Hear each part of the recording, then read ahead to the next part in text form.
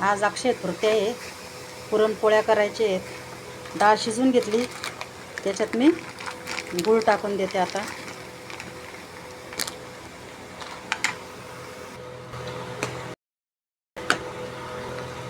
असं म्हणता की अक्षय तृतीयाला वाडावडिलांना जेवण द्यावं लागतं, चुलीत घास टाकावा लागतो, तेवढ्यासाठी पुरणपोळ्या करावा लागतो, आंबा रसचा नैवेद्य द्यावा लागतो.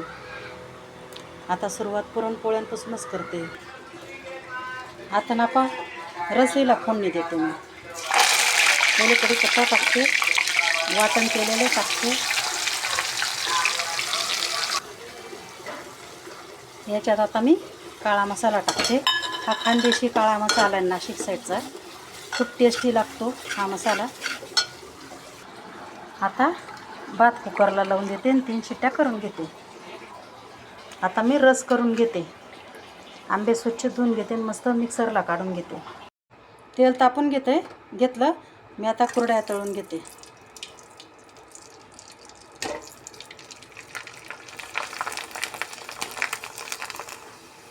हे बघा किती मस्त कुडई फुलली बघा आपली. आता मी पापड तळून घेते मस्त.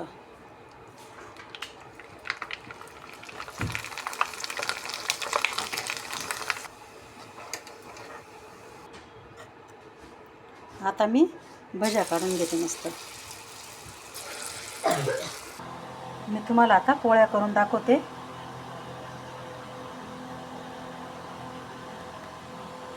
तुम्ही मोदकासारखं पण करू शकता.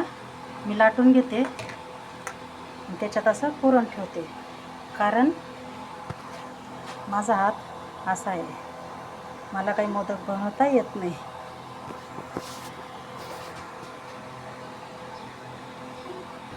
पुरण भरून असं थापून घेतलं. आता मी लाटण्याने लाटून घेते.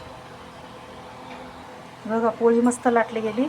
आता तवा गरम झाला, मी तव्यावर आता मी तूप लावणीला मस्त शिजून घेते.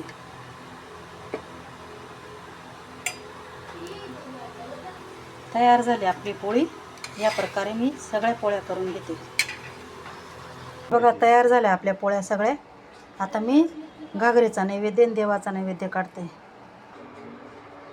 रसई बघा आपली किती तरीदार आली मस्त काळा मसाल्यात. हे बघा घागरीवर ठेवायचं ताट बनवलं.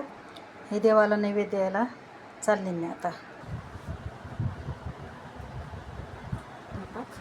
देवाला मी आता नैवेद्य देते स्वामींना.